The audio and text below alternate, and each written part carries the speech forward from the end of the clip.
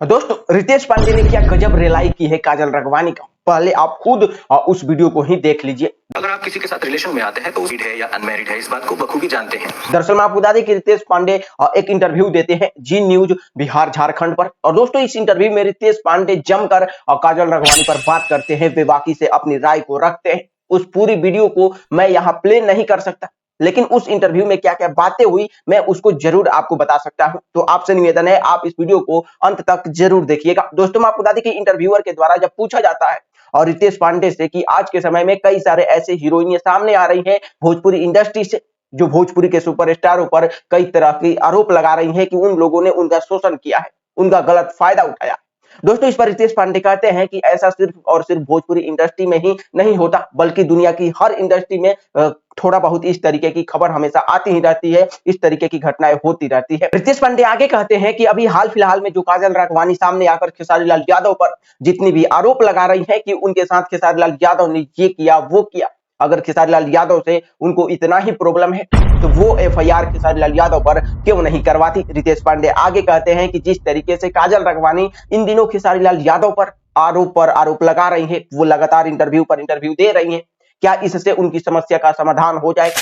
क्या इंटरव्यू दे देने से और काजल राघवानी की सारी समस्याएं जो है खत्म हो जाएगी?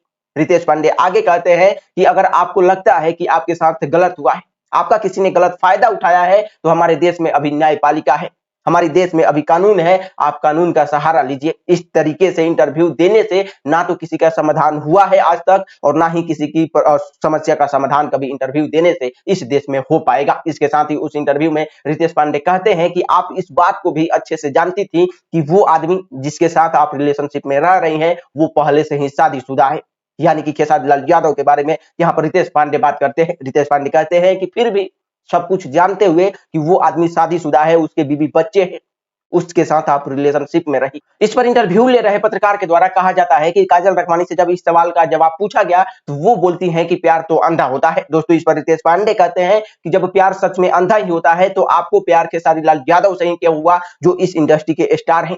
आपको प्यार पानी पिलाने वाले से क्यों नहीं हुआ? आपको प्यार कैमरामैन से ही क्यों नहीं हुआ? अगर प्यार सच में अंधा होता है तो वही अगर हम रितेश पांडे के इस इंटरव्यू को सीधे सीधे और साफ शब्दों में समझने की कोशिश करें कि रितेश पांडे आखिर क्या कह रहे हैं या फिर क्या कहना चाह रहे थे अपने उस इंटरव्यू में काजल राघवानी और खेसारी लाल यादव को लेकर, तो हम एक छोटी सी और आसान शब्दों में कहें तो रितेश पांडे उस इंटरव्यू में यही कहना चाह रहे थे कि इस प्यार की शुरुआत ही लोभ और लालच में शुरू हुआ था। वही दोस्तों, मैं आपको बता दें कि इसके साथ ही बहुत सारे बातचीत और भोजपुरी इंडस्ट्री से लेकर रितेश पांडे के कैरियर तक की उस इंटरव्यू में रितेश पांडे से किया गया है और सभी सवालों का जवाब बड़े ही बेबाकी से रितेश पांडे ने भी दिया है। तो यदि आप चाहते हैं उस पूरे इंटरव्यू को देखना तो आप जी न्यूज बिहार झारखंड के ऑफिशियल यूट्यूब चैनल पर जाकर सभी वीडियोज को पूरी वीडियोज को वॉच कर सकते हैं।